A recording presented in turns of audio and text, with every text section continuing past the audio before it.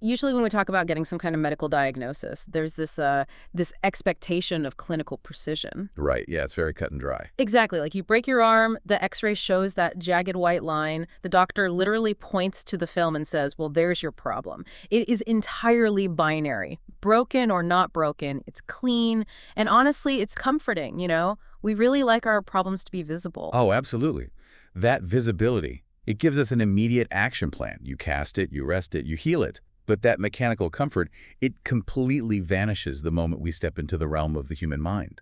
I mean, the jagged white line of, say, a panic attack or a depressive episode, it is completely invisible. And because it's invisible, we end up with this incredibly frustrating cultural shorthand.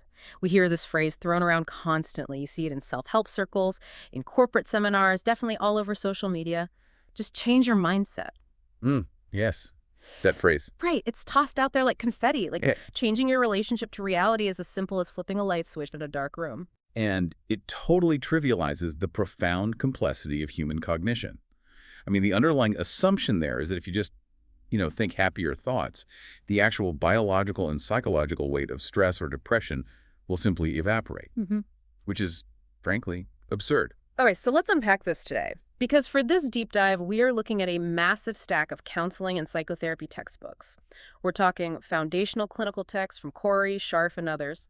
And the picture they paint of how changing your mindset actually works mechanically, well, it's wildly different from the social media version. It really is.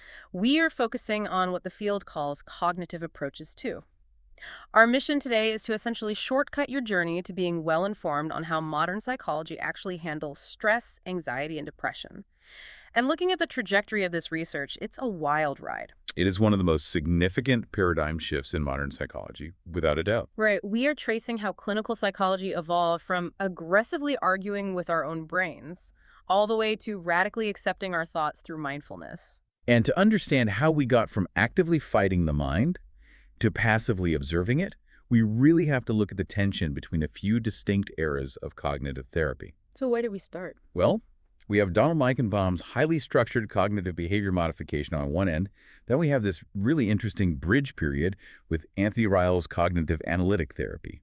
And finally, we land on the third wave mindfulness therapies like John Kabat-Zinn's MBSR and Segal, Williams, and Teasdale's MBCT. I want to start with that earlier era, because before you can even talk about letting your thoughts float by like clouds, which is the mindfulness stuff, you really have to understand how therapists first learn to actively reprogram them. Right, the foundational cognitive mechanics. Yeah.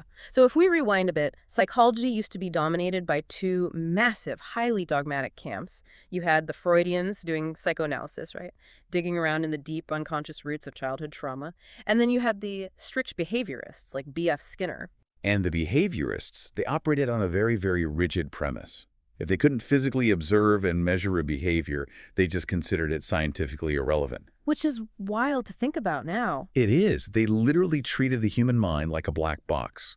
A stimulus goes in, a behavior comes out. What happens inside the box? Yeah. The thoughts, the feelings, the internal monologue. They dismissed all of that as unscientific noise.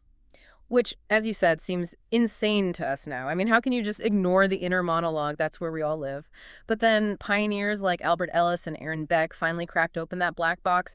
They basically argued that it's not the actual external events in our lives that disturb us, but the beliefs we hold about those events. Exactly. They were essentially taking the philosophy of Epictetus and the ancient Stoics and dragging it into clinical psychology. Right. But while Ellis and Beck laid the groundwork by focusing on these broad belief systems, Donald Meichenbaum took it in a highly granular, pragmatic direction. I mean, Meichenbaum grew up in the Bronx, and he often talked about how that specific environment required a certain street smarts.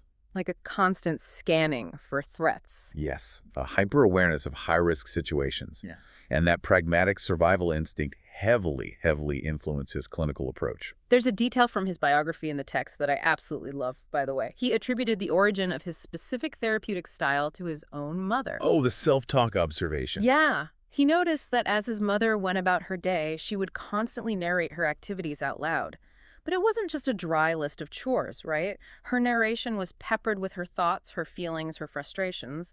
She was literally talking her way through her life, negotiating with reality in real time. And that simple observation became the seed for his entire psychological framework.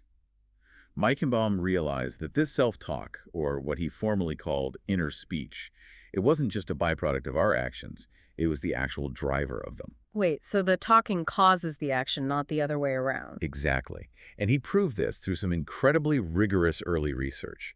He was working with populations that were historically considered, well, very difficult to treat with traditional talk therapy. He worked with highly impulsive school children who couldn't regulate their behavior and hospitalized adults diagnosed with schizophrenia.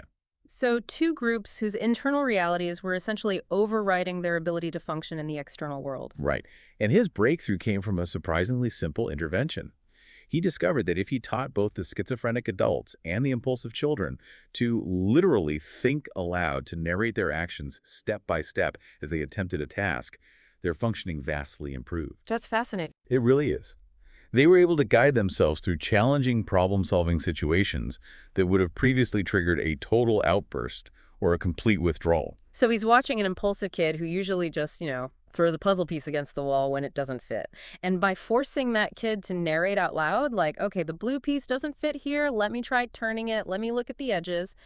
Just by saying that, the kid suddenly gains executive control. Exactly that. It's almost like they are outsourcing their self-regulation to their own vocal cords. You're hitting on the core mechanism there.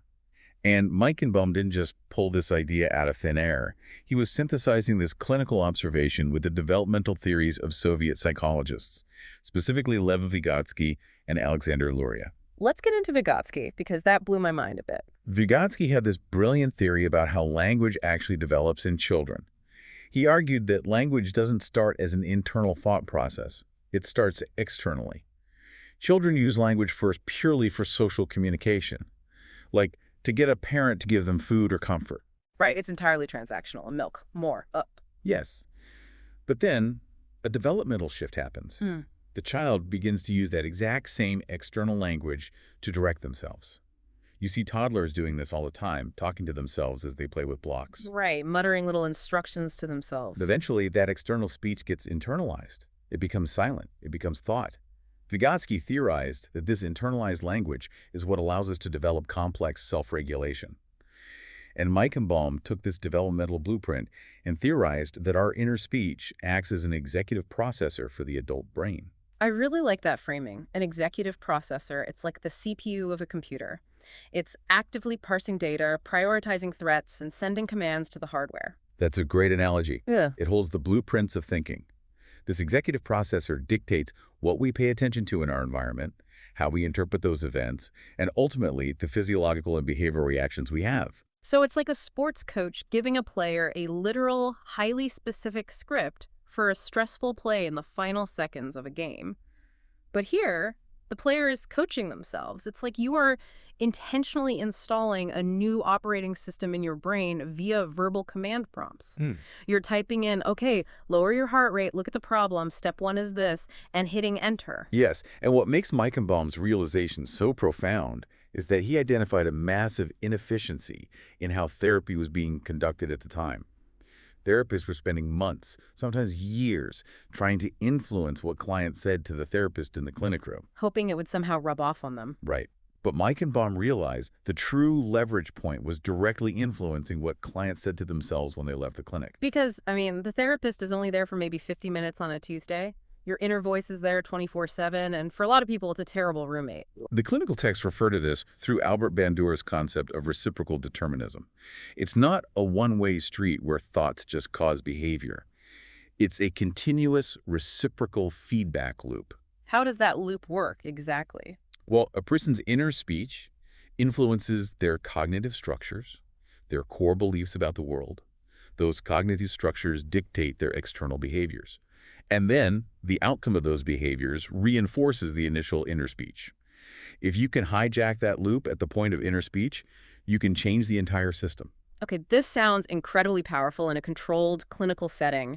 You teach an impulsive kid to talk themselves through a wooden puzzle. But how does this new operating system actually hold up under pressure? Like out in the real world, when you aren't doing a puzzle, but you're facing down a hostile boss or a financial crisis or an actual physical threat, the stakes are entirely different. That exact question is what led Meichenbaum to develop his most famous application of this theory, which is stress inoculation training, or SIT. Yes. He realized that giving someone a new cognitive script wasn't enough if they didn't know how to execute it when their nervous system was flooded with adrenaline. And he borrowed a concept straight out of epidemiology for this, right? The idea of an inoculation. He took the biological reality of a vaccine and mapped it directly onto psychology. When you get a medical inoculation, you are intentionally exposing the body to a mild, weakened strain of a virus. It's not enough to overwhelm the body and make you fully sick, but it is just enough to trigger the immune system to recognize the threat and build antibodies. So when the real full-strength virus hits during flu season, your body already has the blueprint to defeat it. It doesn't have to figure out how to fight it from scratch while you're actively dying. Exactly. Stress inoculation training does the exact same thing for psychological resilience. It exposes individuals to manageable, mild stressors in a highly controlled environment. So you practice being stressed. Basically, yes. By successfully coping with these mild stressors using their new inner speech, the individual builds a psychological immunity. They develop a tolerance, preparing them to handle major, overwhelming stressors in the future. That makes profound logical sense. You don't learn to sail in a hurricane.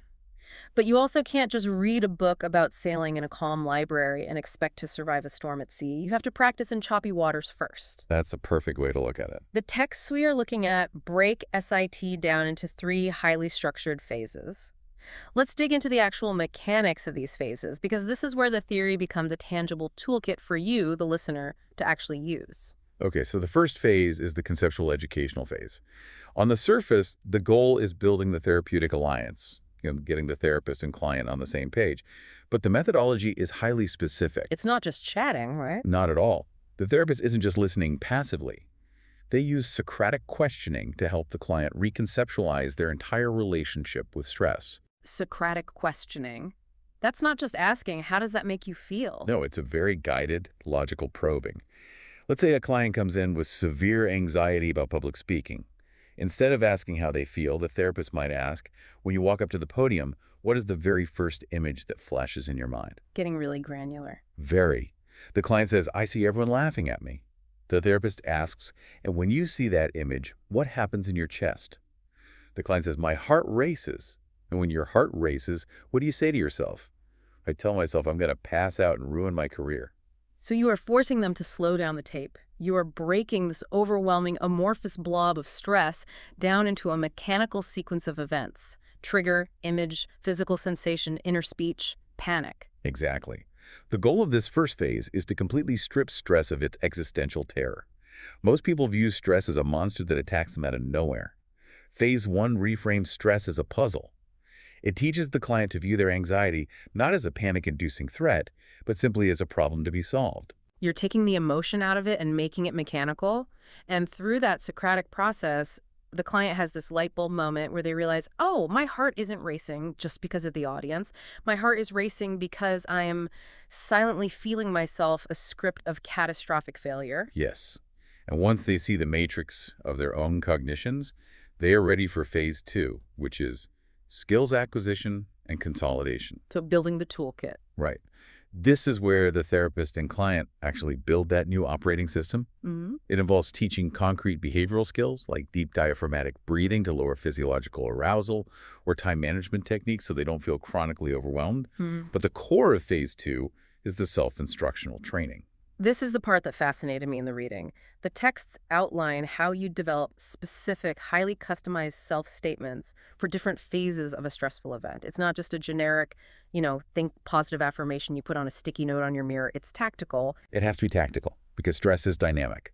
The cognitive demands of preparing for a stressor are completely different from the demands of being in the middle of one. Makes sense. So the therapist helps the client script out statements for specifically preparing for a provocation.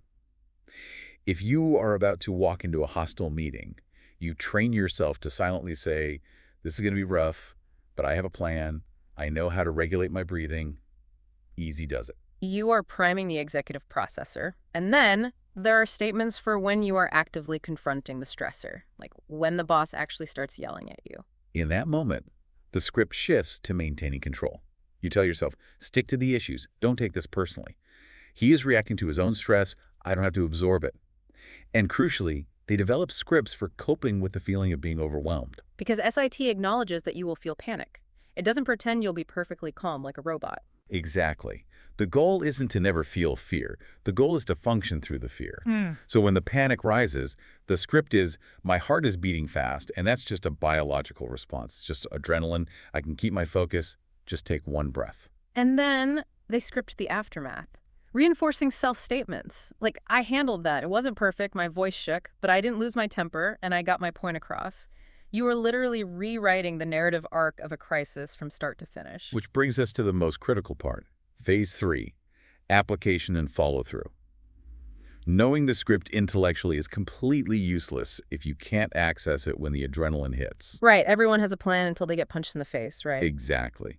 So this phase involves extensive role-playing, imagery, and behavioral rehearsals inside the clinic. To ground this in reality, the textbook provides a really visceral case study of a client named Ben. Ben was walking home from work one evening and was brutally mugged and beaten.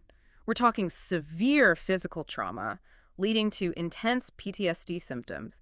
He's hypervigilant, he's having nightmares, he literally can't walk down the street without freezing in terror.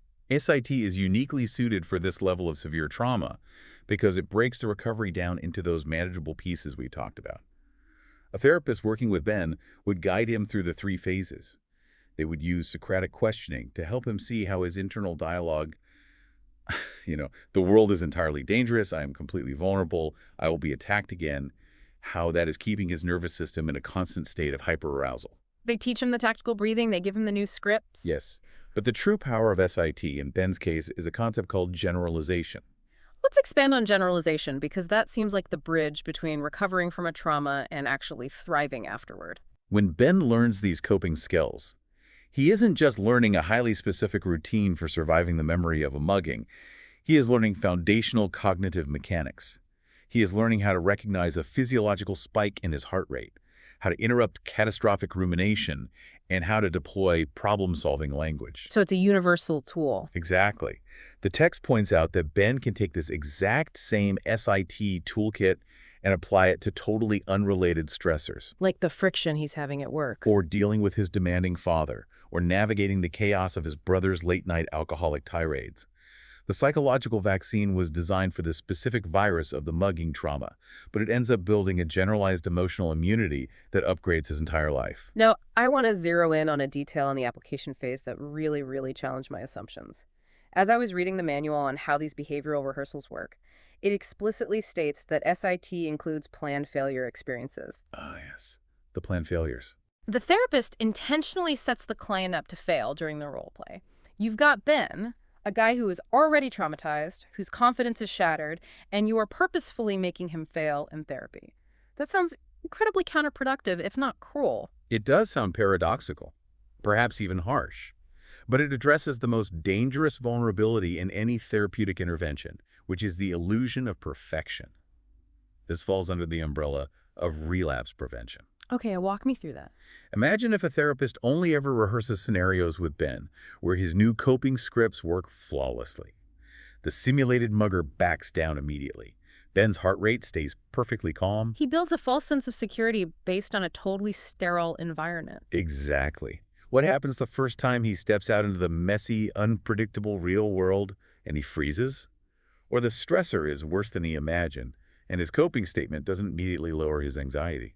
His self-efficacy would completely collapse. He would immediately revert to the catastrophic thinking, like, the therapy was a lie, I'm broken, I'll never get better. Right, so by intentionally introducing planned failures into the rehearsal, by having the therapist throw a curveball that isn't in the script, or asking Ben to visualize a scenario where he loses control and panics, the therapist is inoculating Ben against despair. He gets to practice failing safely. Then gets to practice recovering from the failure. He learns the cognitive script for a setback. Okay, I panicked. That's a lapse, not a relapse. I can reset and try again. He learns that a failure is just a data point, not a total collapse of his identity. You are inoculating them against the failure of the inoculation. That is brilliant engineering. It really is. So to synthesize this first major era we're looking at, Meichenbaum and the cognitive behavioral pioneers were deeply invested in active engagement. You act as an auditor of your own mind. You identify the faulty thinking, you cross-examine it, you draft new script, you rehearse it under pressure, and you essentially wrestle your neural pathways into submission until they serve you. It is highly active, high-effort cognitive labor. It requires immense vigilance. You're constantly on guard, monitoring your inner speech for errors. Now, before we get to the total opposite of that approach, which is mindfulness, our sources also bring up this fascinating middle ground. It's Anthony Ryle and his cognitive analytic therapy, or CAT. Yes, CAT is a crucial bridge in this evolution. Because while Meichenbaum was intensely focused on fixing the conscious script, Ryle recognized that sometimes just repeating a new script doesn't work if there's a deeply embedded, unconscious relational pattern undermining it. Ryle was brilliant because he looked at the psychoanalysts who were obsessed with the past and the therapeutic relationship, and he looked at the CBT practitioners who were obsessed with present-day thoughts. And he basically said, why not both? Right. CAT integrates the cognitive focus on core beliefs with the analytic focus on how we relate to others, including the therapist. Exactly. Ryle developed this concept of reformulation. In CAT, the therapist and client work together to literally map out the client's problematic core beliefs and how those beliefs create these repetitive, self-defeating patterns, which he called traps, dilemmas, and snags. I love those terms. Traps, dilemmas, and snags. It feels so much more human than just saying cognitive distortions. And a huge part of CAT is acknowledging that these patterns will inevitably play out right there in the therapy room, between the client and the therapist. Instead of just giving the client a new script to read, the therapist uses the actual relationship to show the client, look, you're doing the pattern right now with me. Let's look at this core belief driving it. So it's still highly active, like Meichenbaum, but it's widening the lens to include the relationship and deeper, maybe older emotional structures. Precisely. It's a very pragmatic integration. But then the history of psychology takes this hard, seemingly left-field pivot toward the East. We enter the era of the third wave behavior therapies. The evolution here is fascinating. Let's recap the waves. The first wave was strict behaviorism, right? Skinner's black box, purely focusing on external actions. The second wave was the cognitive revolution we just discussed with Ellis, Beck, and Meichenbaum, opening the black box and actively rewiring the thoughts inside. And CAT kind of sits in that transition, expanding the rewiring. Exactly. But the third wave, however, represents a massive paradigm shift. It begins to move away from the medical model of focusing on fixing deficits or eliminating symptoms. Which is what therapy has always been about. Right. But the third wave broadens the scope to focus on expanded psychological health, the creation of a meaningful life, and a concept that the second wave would have found totally alien, which is radical acceptance. Acceptance. It's such a jarring departure. I mean, under Meichenbaum's SIT, if I have an irrational, paralyzing fear of public speaking, my job is to identify that irrational thought, challenge its validity, and forcibly replace it with a rational one. I'm at war with the thought. The third wave looks at that internal war and essentially says, what if you just put your weapons down and stop fighting? To understand the necessity of that shift, we have to talk about a concept that is ubiquitous in Eastern philosophy and absolutely central to third-wave therapies, and that's the monkey mind. Now, I know the monkey mind is a bit of a cliche in wellness spaces today. You know, the idea of the mind is a bunch of monkeys swinging chaotically from tree to tree in the jungle. But let's modernize that analogy for you, the listener, because the underlying neuroscience of it is profound. It's less like monkeys in a jungle and more like trying to work on a computer that has 100 browser tabs open simultaneously, and half of them are autoplaying highly stressful YouTube videos. That is a highly accurate modern translation. The human brain's default state is not stillness. It naturally and wildly jumps from thought to thought. It time travels. What do you mean by time travels? Well, one tab is playing a video of a past regret. Like, why did I say that embarrassing thing at the party 5 years ago? Then the next tab immediately switches to a future anxiety. If I don't nail this presentation tomorrow, I'll be fired and lose my house. The brain is rarely fully anchored in the present moment. And Western therapies traditionally treated these chaotic auto-playing tabs as mechanical errors to be systematically closed or reprogrammed. Yes. But the third wave therapies, drawing deeply from Eastern contemplative traditions, looked at this chaotic browser and proposed something counterintuitive. They said, let the videos play. Just stop trying to click on them. They explicitly instruct clients not to try and fix, change, or argue with the negative thoughts. Which presents a massive clinical paradox. It's a huge paradox. I mean, how can a therapist cure a psychological problem if their explicit instruction to the patient is not to try and fix the problem? It feels like hiring a mechanic who tells you the best way to fix your leaking engine is to just sit in the driveway and watch the oil pool on the concrete. To untangle that paradox, we really have to look at the philosophical roots of these therapies. They draw heavily on Zen Buddhism, which was largely introduced to Western psychological circles by figures like the Vietnamese monk Thich Nhat Hanh, and it was subsequently adapted into secular, scientific frameworks by Western researchers. The core philosophical pivot is a reconceptualization of where pain actually comes from. Okay, break that down for me. Where does the pain come from if not the thoughts? Western psychology largely operated on the assumption that distress is caused by negative thoughts. If you think, "I am a failure," that thought produces distress. Therefore, the logical solution is to eradicate the thought. Makes sense on paper. But the Eastern perspective, adopted by the third wave, argues that the thought itself is relatively harmless. It's just a transient mental event. The actual crushing distress comes from our desperate, clutching desire for things to be different than they currently are. There's a Buddhist parable about this, right? The two arrows. The parable of the two arrows perfectly illustrates this. The Buddha taught that when we experience a misfortune or a painful emotion, it's like being shot by an arrow. That first arrow is the primary pain. It is inevitable. You will feel fear. You will feel physical pain. You will have negative thoughts.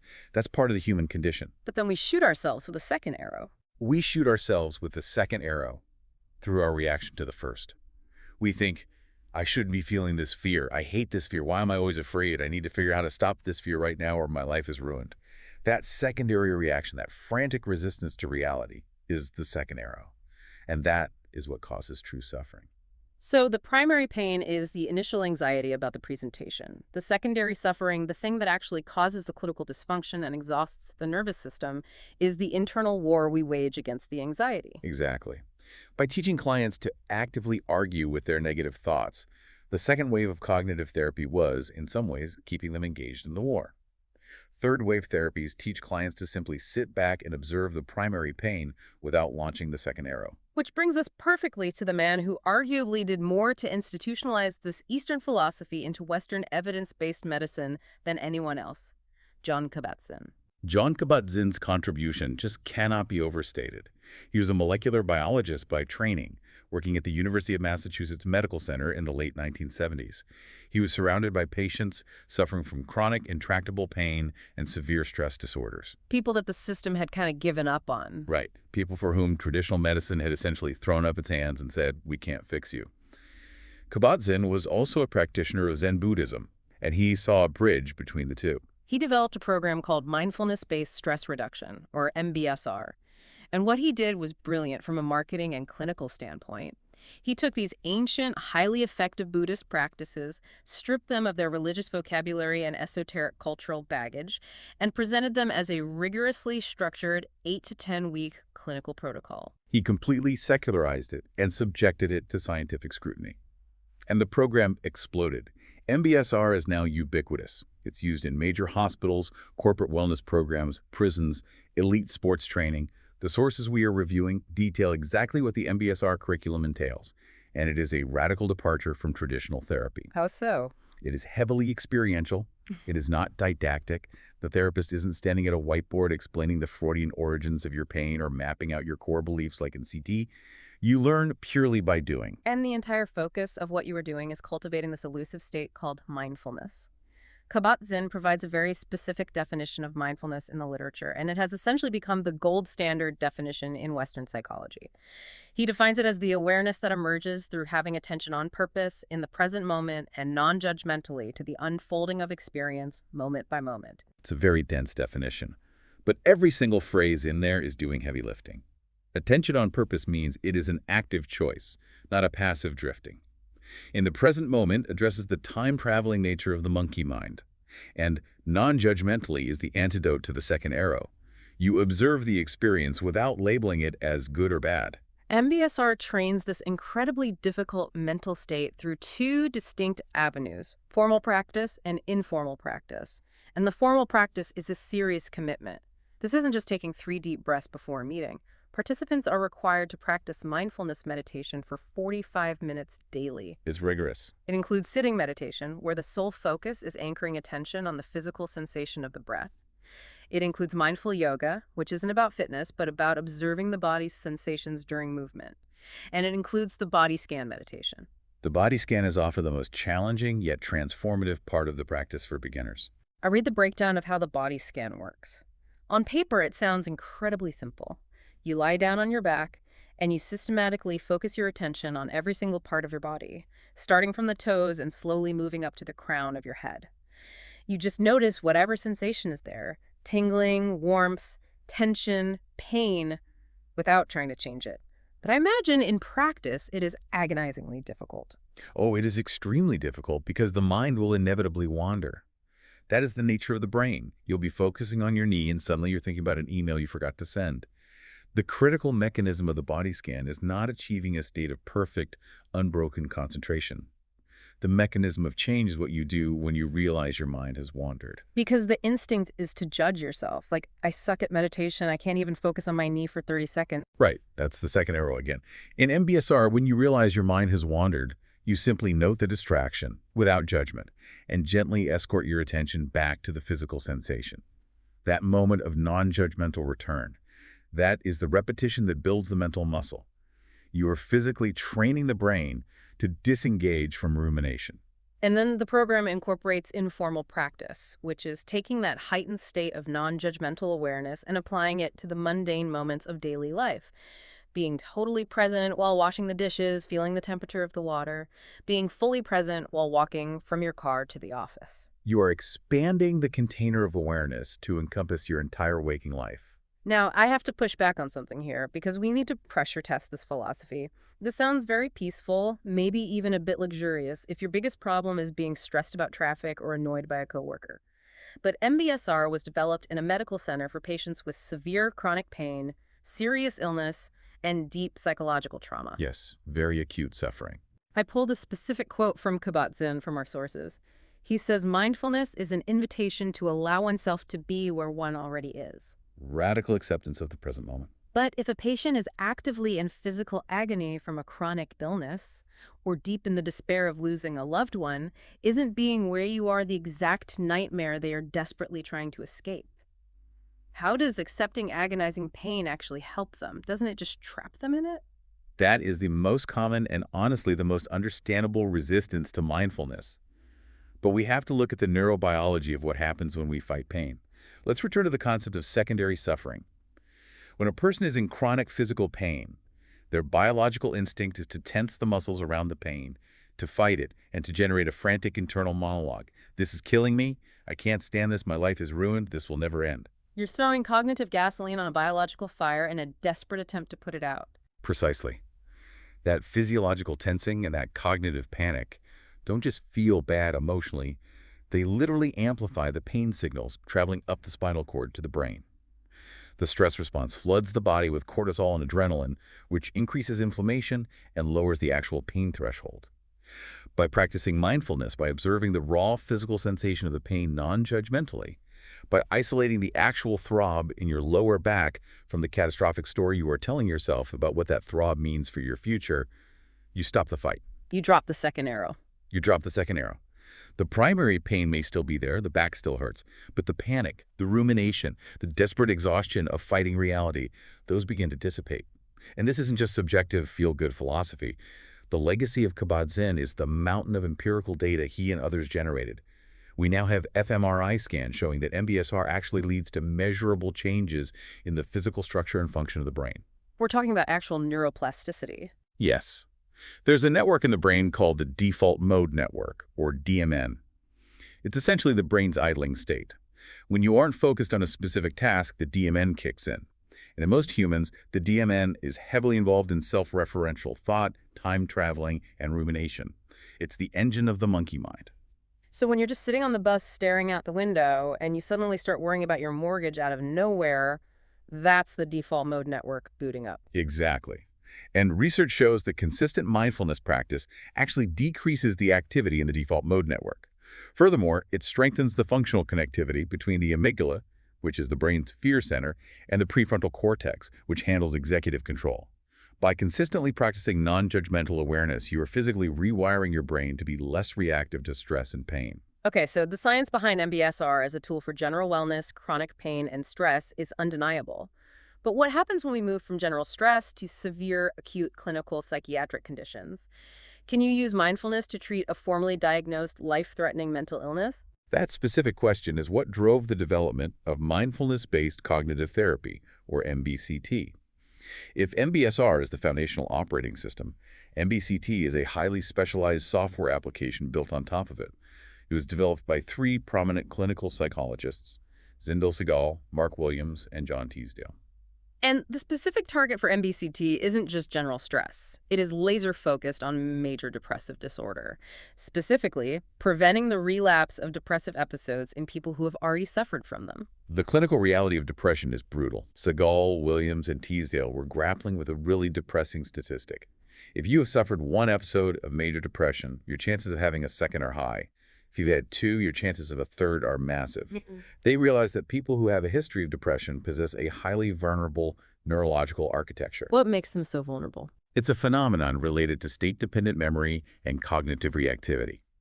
For a person who has never been depressed, a minor dip in mood, like feeling a bit sad because it's raining and they had a bad day at work, is just a minor dip in mood. It passes.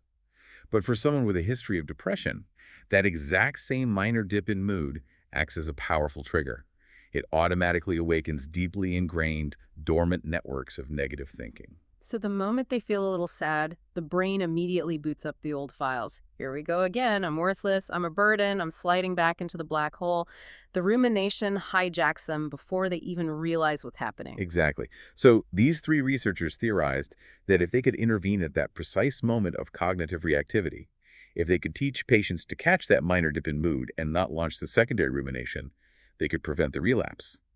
They took the 8-week experiential structure of Kabat-Zinn's MBSR and integrated it directly with the theoretical principles of Aaron Beck's cognitive therapy. The sources outline the week-by-week mechanics of the MBCT program, and the progression is a really clever piece of psychological scaffolding. Sessions 1 through 4 are heavily focused on foundational mindfulness, very similar to MBSR. Building the base. Right. The goal here isn't to fix the depression yet. It's simply to gather the scattered, reactive mind. They use the body scan and breath focus to train the patient just to sit still and watch the mental activity without getting swept away by it. They are establishing a baseline of metacognition, the ability to think about their own thinking. And once that baseline of stable awareness is established, sessions 5 through 8 pivot to specific clinical applications for depression. This is where they introduce action plans, right? Because they aren't just meditating in a vacuum, they are actively hunting for the warning signs. Yes.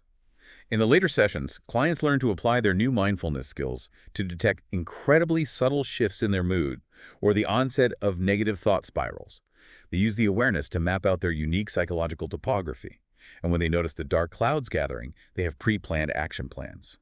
Not to fight the clouds, but to care for themselves as the weather passes. And the linchpin of this entire MBCT process, the true aha concept that makes it work, is a cognitive mechanism called decentering. Decentering is absolutely vital to the third wave.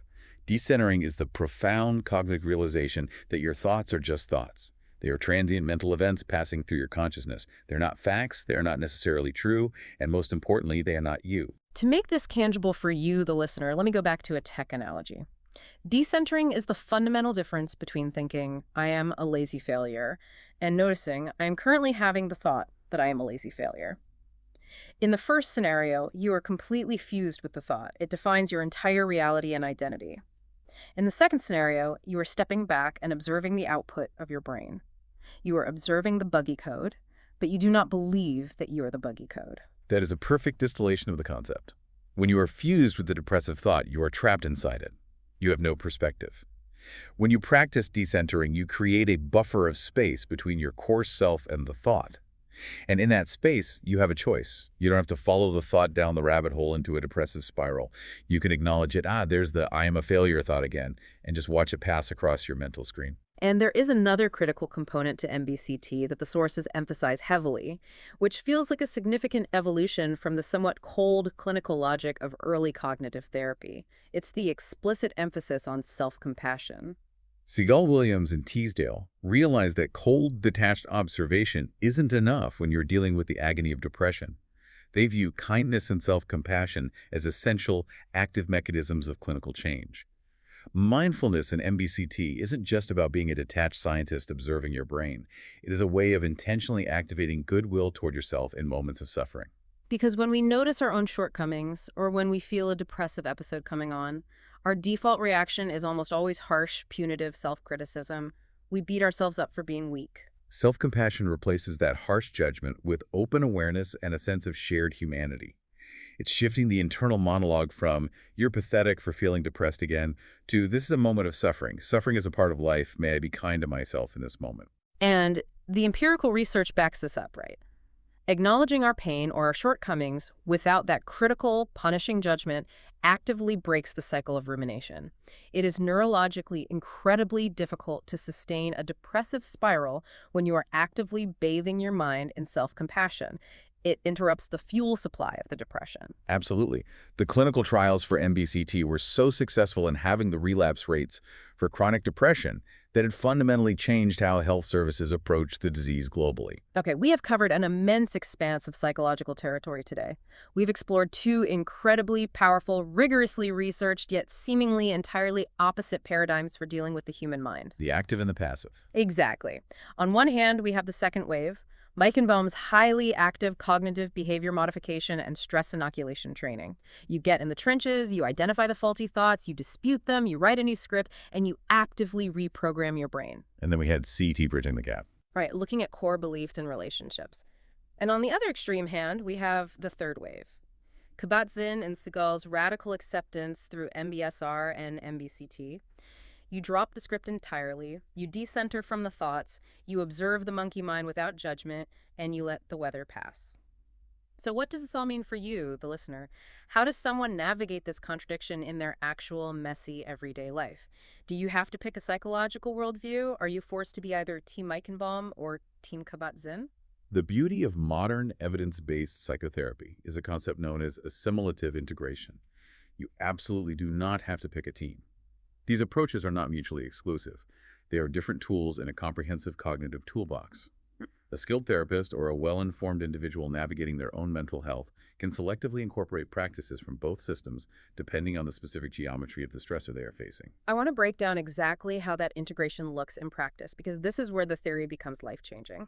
It comes down to evaluating the nature of the stressor. Is it an acute, predictable external challenge? Or is it a chronic, ambient, internal state? Let's say you have an acute stressor. You are about to go into a highly contentious divorce mediation, or you have to give a make-or-break presentation to investors.